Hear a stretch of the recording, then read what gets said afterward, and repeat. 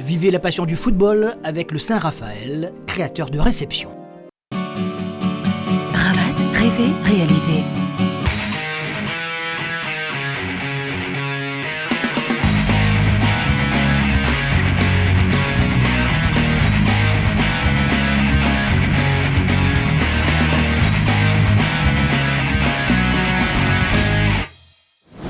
Bonsoir, j'espère que vous avez passé un excellent week-end et un bon début de semaine. En tout cas, c'est ce qu'on vous souhaite. En tout cas, très heureux de vous retrouver avec ce championnat de la Réunion de football et la 14e journée dont on va parler au cours de cette émission. Hier après-midi, la Sainte-Marienne recevait la Capricorne et les Sainte-Marienne, pour rester dans la course au titre, se devaient absolument de l'emporter. C'est au stade de l'Est Jean-Yves Oula. Plus facile à dire peut-être qu'à faire. Regardez. Eh bien finalement ça n'a pas été très compliqué, mais ce n'est pas tombé du ciel tout seul. Il faut encore provoquer la situation, poser son jeu, faire ce que l'on sait faire, et puis les choses se déroulent tranquillement, plus ou moins.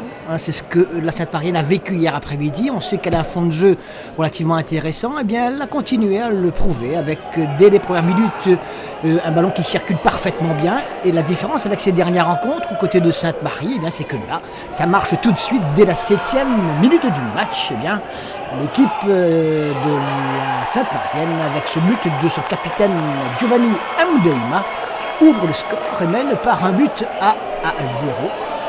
Dès lors, les choses sont beaucoup plus simples, beaucoup plus faciles. On se souvient notamment la semaine dernière où ils étaient en déplacement à Saint-Benoît. Il a fallu attendre les toutes dernières minutes pour qu'il l'emporte par un but à 0 après avoir eu plusieurs occasions. Et bien là, ça marche tout de suite pratiquement. Des occasions qui vont s'enchaîner avec, tenez, regardez, avec à la 15e minute, ce nouveau débordement toujours sur le côté droit. Un ballon qui a été joué pour Androge et puis finalement c'est Fabrice qui se montre à point nommé. Tout à l'heure c'était le capitaine Amdeima, pratiquement une action similaire de celle qui avait amené le premier but, vous l'avez vu tout à l'heure. Et là c'est donc Fabrice qui sera l'auteur d'un triplé, d'un coup de chapeau, puisque ça c'est son premier de la série et ça fait déjà après 15 minutes de match, le deuxième but pour l'équipe Sainte-Marienne. Là, c'est encore Fabrice qui se joue du gardien de la Capricorne, Tony Pétard, qui bénéficie d'un pénalty indiscutable. Eh bien, il aura moins de réussite sur ce coup-là, puisque Tony Pétard va se racheter de sa faute, et c'est lui qui va réussir à détourner joliment ce ballon, car à 3-0, alors qu'on était à peine à 20 minutes de match, cela aurait pu être un peu compliqué, même si ça l'était déjà, avec rapidement ces deux buts. Et puis, bien, on va retrouver Fabrice qui cette fois va pas rater la cible.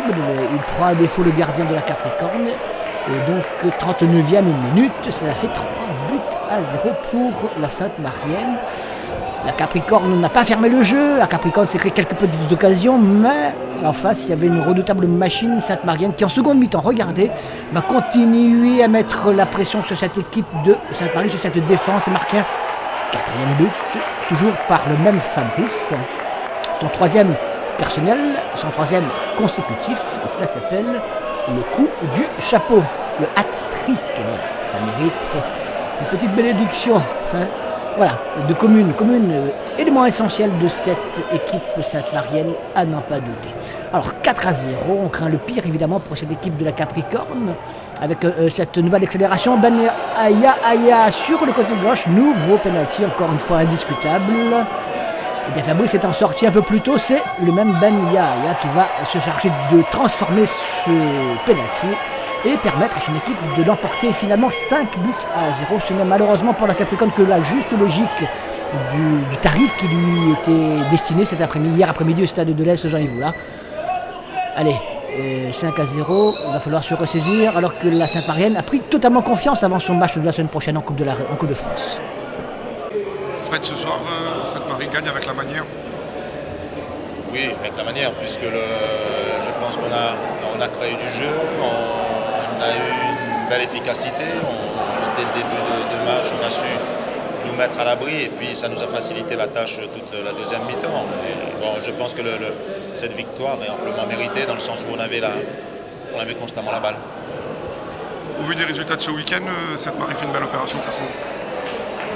Oui, peut-être, mais ce n'est pas le plus important pour nous. Le plus important, c'était d'emmagasiner de la confiance pour le week-end prochain, puisqu'on joue une demi-finale de Coupe de France. Et je pense qu'on a fait de belles manières, avec 2 bons résultats, puisque le week-end dernier aussi, avec un résultat à l'extérieur. Et là, cet après-midi, on a conclu avec ce résultat positif. Ça met de la confiance. Et maintenant, il faut bien travailler aussi toute la semaine pour réaliser ce qu'on a réalisé cet après-midi. Si on revient sur le match, le fait d'avoir marqué très tôt, ça a facilité les choses cet après-midi? Ben pour nous, oui. Puisqu'on sait qu'on a une belle assise défensive. On sait bien défendre en bloc. Si on arrive à être efficace d'entrée, automatiquement l'équipe tout entière prend de la confiance et on est nettement mieux dans le jeu. Je pense que perdre 5-0 n'est pas un problème quand on donne l'impression d'être aussi dans l'attaque. Mais quand on a en face une équipe qui se fait des petites passes et que derrière on ne montre pas forcément qu'on récupère, et quand on récupère on redonne, oui c'est une faillite à tout niveau. Je veux dire, on est à une semaine. Et comme un match ne ressemble jamais à un autre, moi je pars toujours dans l'idée d'être confiant sur ce qui peut se produire demain. On fera un point et puis on retravaillera et en espérant que on récupère aussi nos joueurs. Que le moral soit un. Je dirais que chaque entraînement qu'on fait nous amène à démontrer que si on n'a pas le mental pour aborder des matchs importants, quel que soit le match et quelle que soit l'équipe, on peut se retrouver avec ce score-là. Quelqu'un qui croit toujours aux capacités, surtout quand on sait, je veux dire, c'est pas un match référence pour moi. Ce match-là ressemble à tout, sauf à une équipe qui avait envie simplement de faire un très bon résultat. On voit bien, il n'y avait pas d'unité.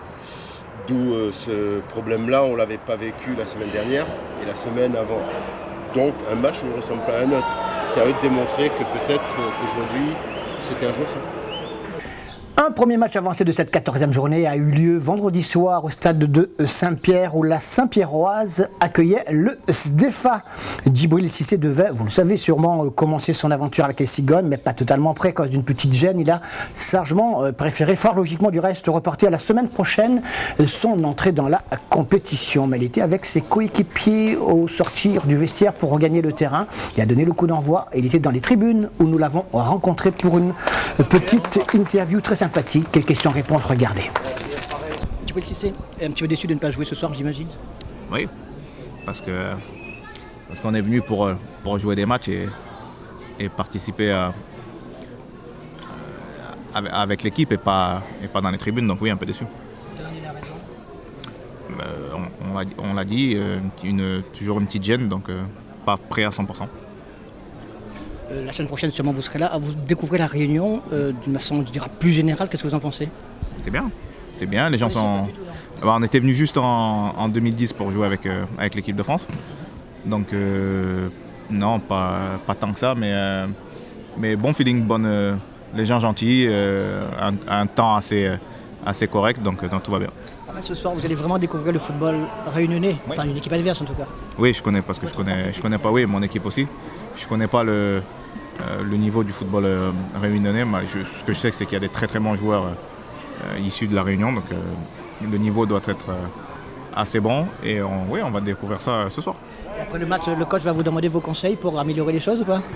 S'il le souhaite et s'il le pense que ça peut aider l'équipe, oui, je lui répondrai avec grand plaisir. Mais après, c'est lui le coach et il faut qu'il y ait un certain respect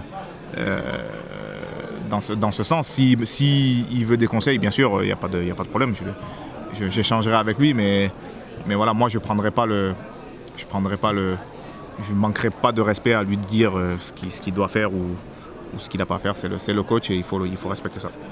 Djibril, c'est un footballeur, mais il n'y a pas que le footballeur. On peut dire que vous préparez votre reconversion dans les prochaines années? Ou alors ça fait longtemps que vous aimez la musique, ce que vous faites? Non, moi la musique, ça fait que je mixe. J'ai commencé, j'avais 14 ans, j'en ai 34, donc ça fait 20 ans.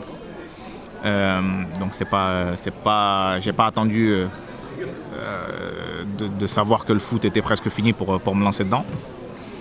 Et oui, c'est vrai que j'ai autre chose que le football maintenant. La musique? Quelle musique? Toutes les musiques? Oui, j'écoute toutes les musiques.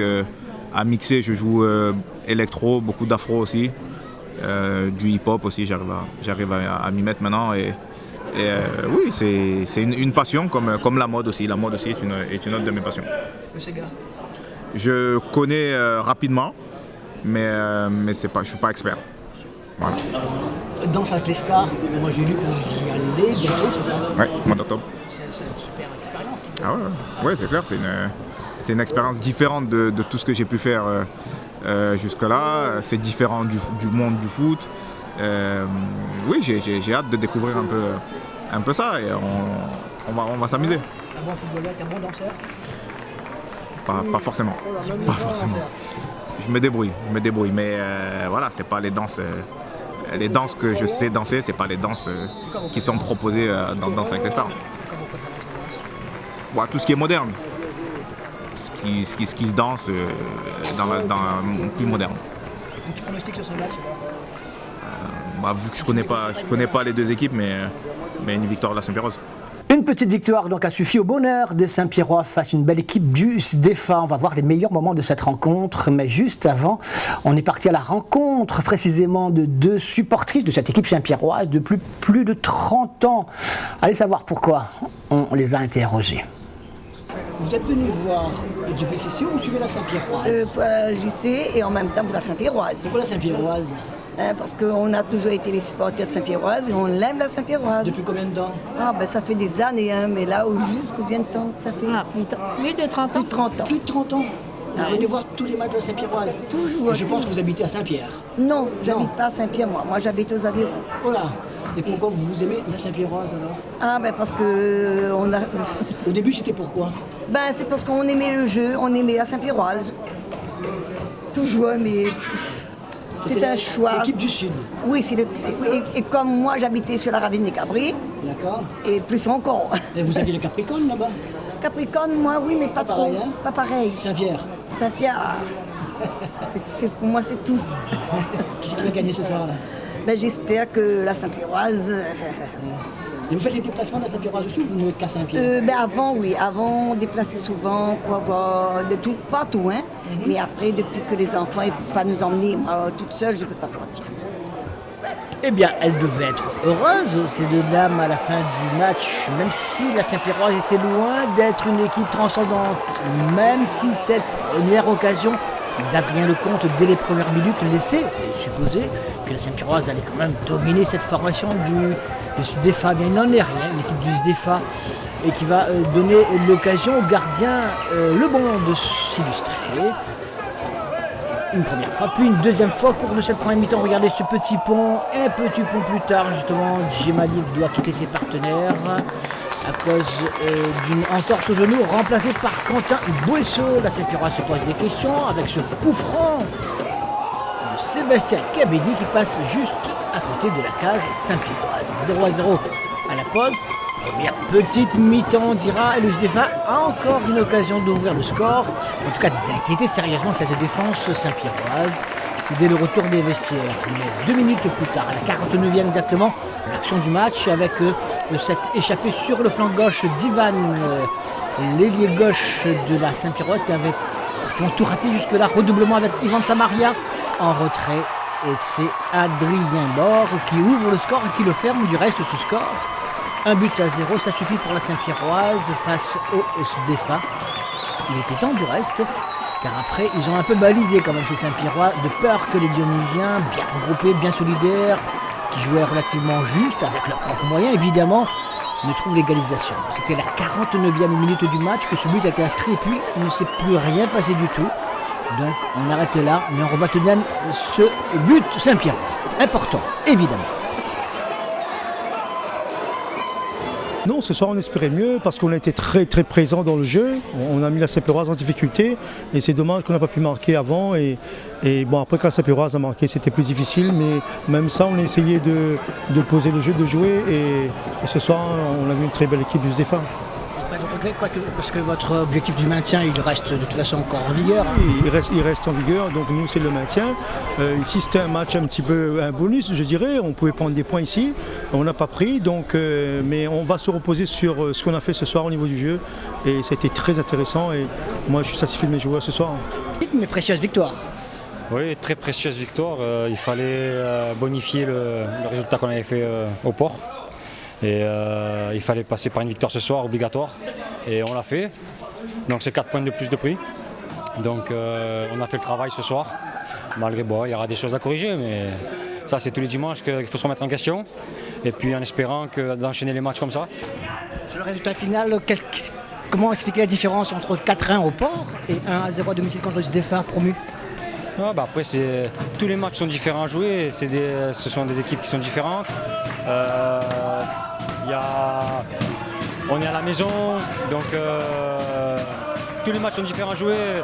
Il va y avoir des matchs où ce sera plus difficile que d'autres et il faudra quand même réussir à les gagner. Et c'est ce qu'on a fait ce soir.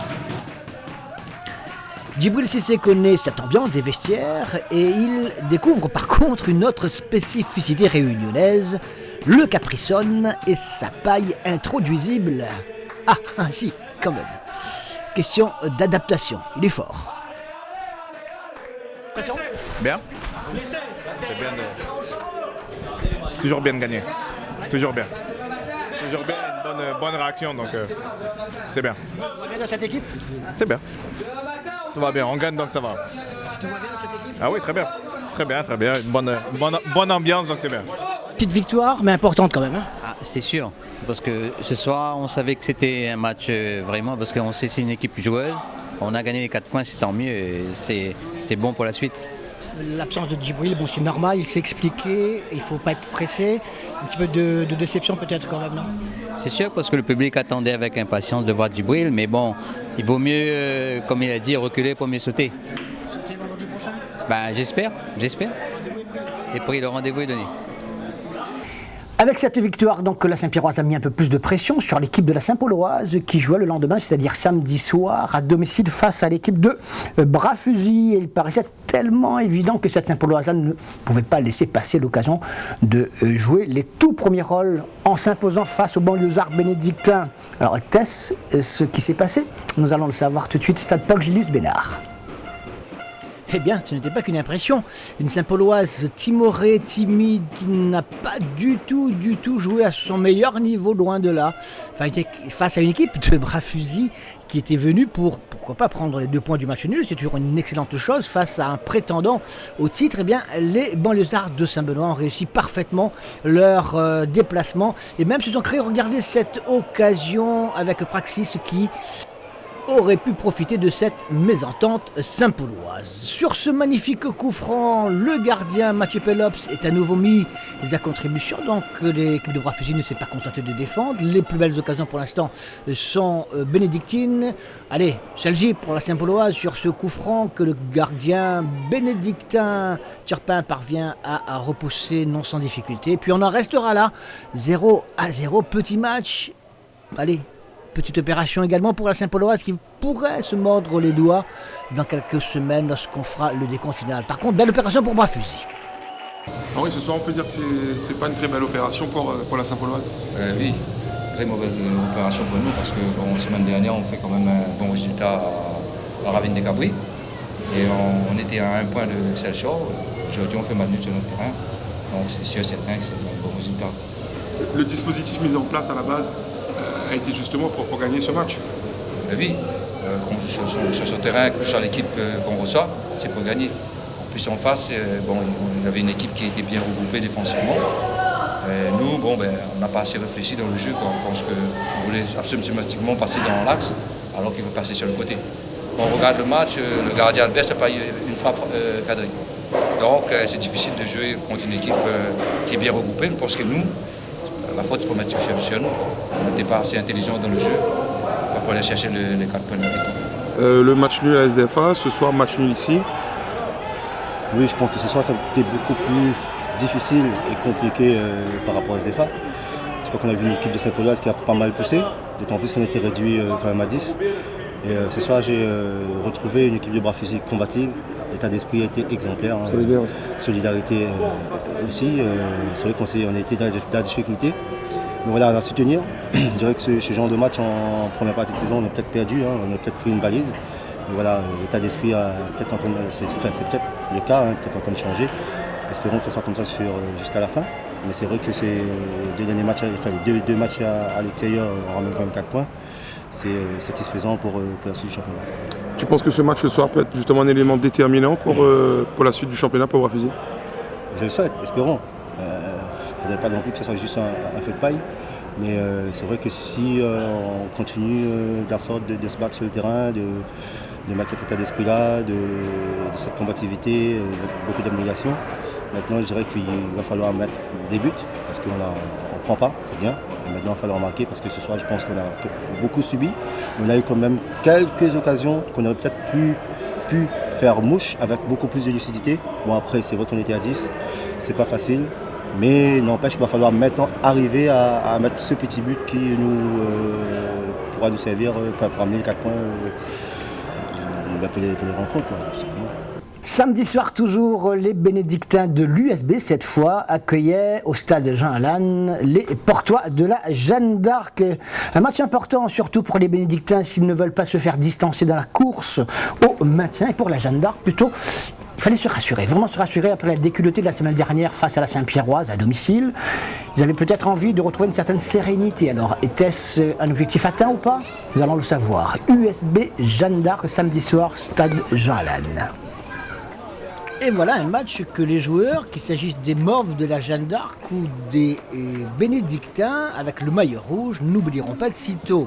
Le scénario a été assez exceptionnel, vous allez d'ailleurs le comprendre sur nos images, avec d'abord l'échange des amabilités entre les capitaines, mais également les entraîneurs des deux équipes pour une rencontre prise à bras le corps pour l'équipe de la Jeanne d'Arc, particulièrement offensive, qui va mettre la pression sur cette défense de l'USB qui était pourtant venue avec les meilleures intentions possibles.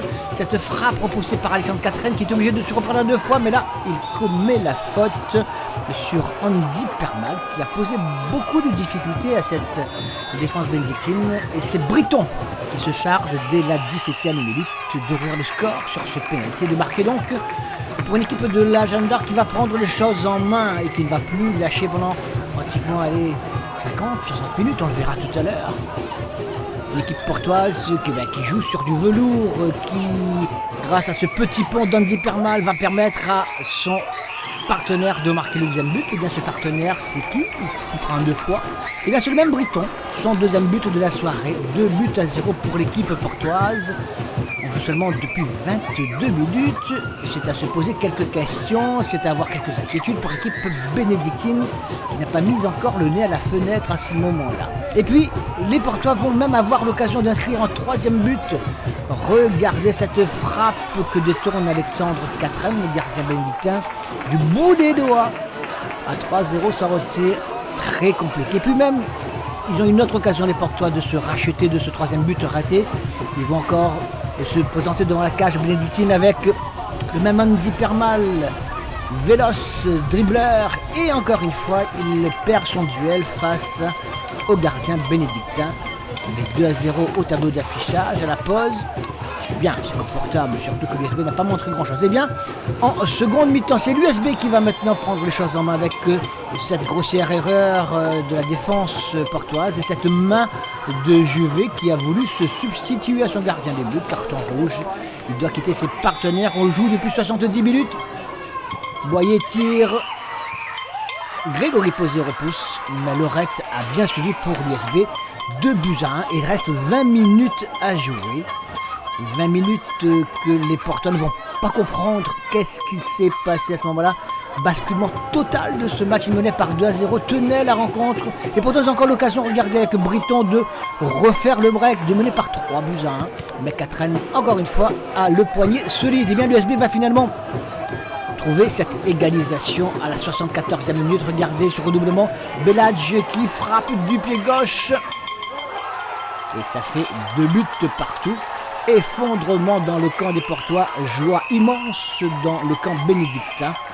C'est ça le football. Et puis l'USB va même avoir l'occasion de repartir, de faire le hold-up, de marquer ce 3e but avec cette ultime frappe de Boyer. Regardez, un contre pour l'équipe bénédictine dans l'axe. Boyer qui va frapper, mais Grégory Posé à la main qui reste ferme. Heureusement, 2 partout. Triste pour la Jeanne. Eh bien, écoutez, on n'a pas atteint l'objectif qu'on s'était fixé. C'était quoi? Conséquence du résultat d'hier soir entre Saint-Pierre et le SDEFA. Notre objectif, c'était de revenir à un point du SDEFA. Pour ça, il fallait gagner ce soir. On n'a pas gagné, donc on n'a pas atteint notre objectif. Néanmoins, vous avez des satisfactions.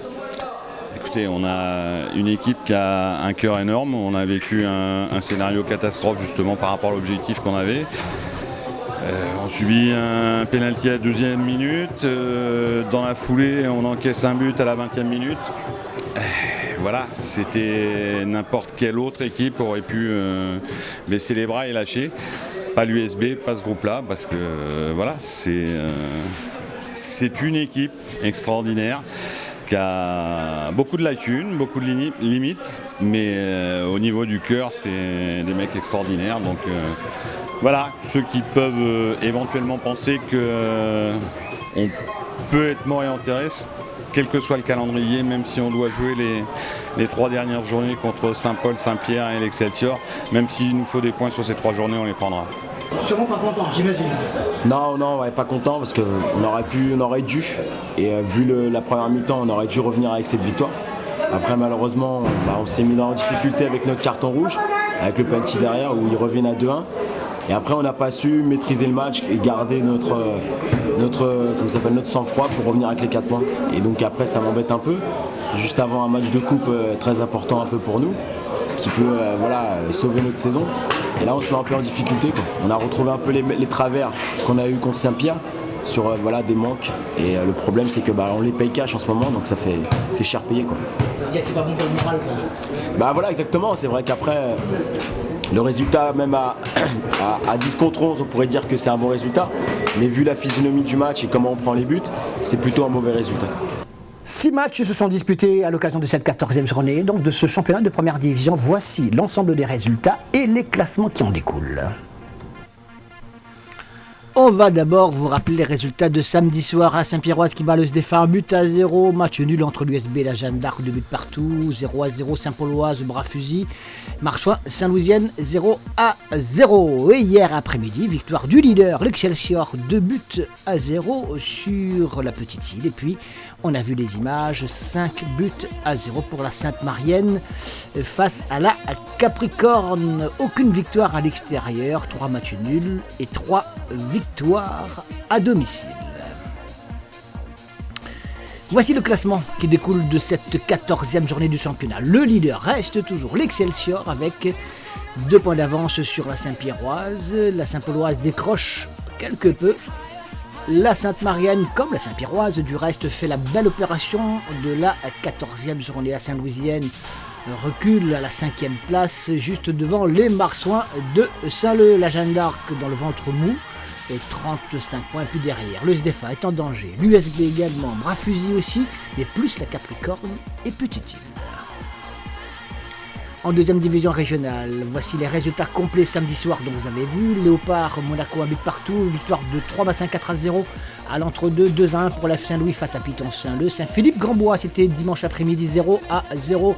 Le carton, la JS Ouest, oui, vous avez bien lu, 13 buts à 1 face aux Avirons.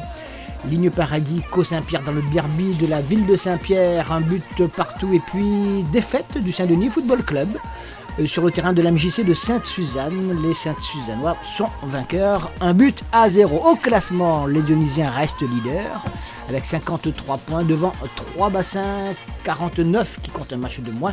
La JS Ouest reste bien placée en 3e position devant Grandbois et Sainte-Suzanne qui comptent 2 matchs en retard. Tout en bas, l'entre-deux, elle est un petit peu décalée tout de même, tout comme les Avirons, 2 équipes qui sont en grand danger pour la descente dans la division inférieure. Et il y a une 3e place également de descente. Attention.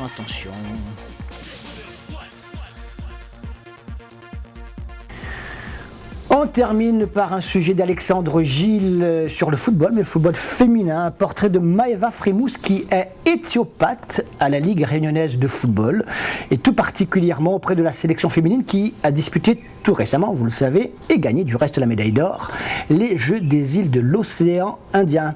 Un portrait d'Alexandre Gilles pour 974 TV.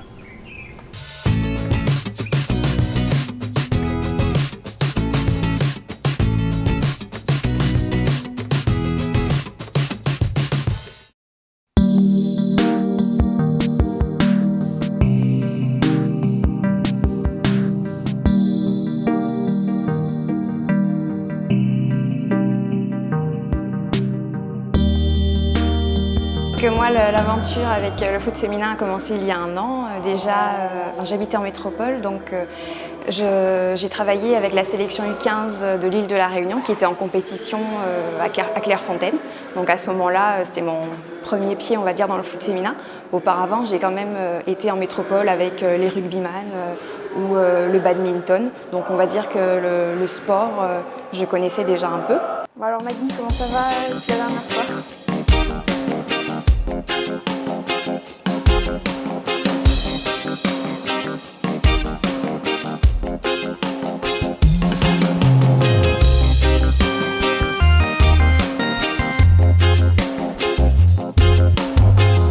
C'est vrai que c'est pas forcément mon sport, c'est un monde que je ne connaissais pas du tout et finalement l'ambiance m'a beaucoup plu.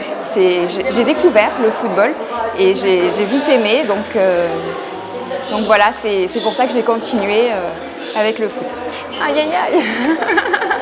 Ça fait des émotions. Oui, moi chouchka. Au-delà des entraînements hebdomadaires que l'on fait le mercredi soir, les filles elles sont en club et ça arrive qu'elles soient blessées, qu'il n'y ait pas forcément de suivi. Donc c'est important que je sois là tous les mercredis, que je fasse le point sur les blessures qui ont été faites le week-end durant les matchs et aussi les blessures qui peuvent se faire durant l'entraînement.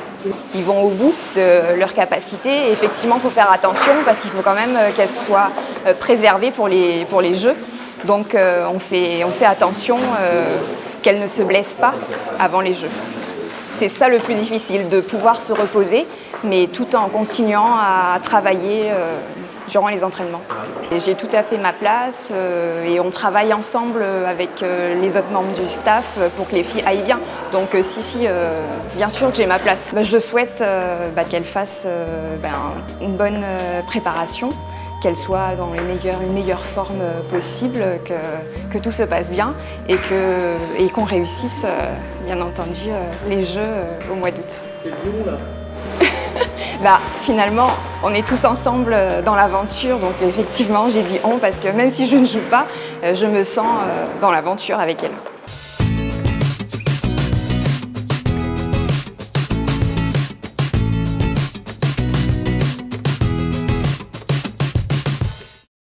La semaine prochaine, pas de championnat, place aux demi-finales de la Coupe de France régionale. Vous le savez, il y a 2 groupes actuellement, donc qui ont été depuis l'année dernière du reste mis en œuvre. Et dans cette poule 1, les 2 rencontres à suivre sont les suivantes. Le derby de l'Ouest, Jeanne d'Arc Saint-Pauloise, tout cela sur terrain neutre évidemment.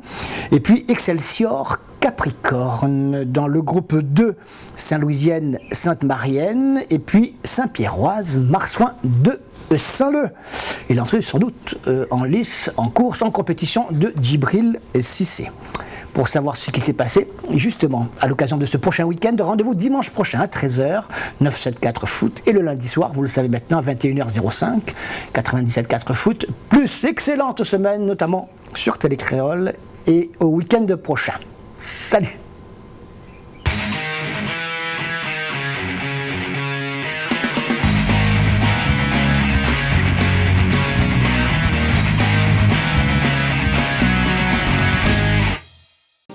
Vivez la passion du football avec le Saint-Raphaël, créateur de réception. Ravat, rêver, réaliser.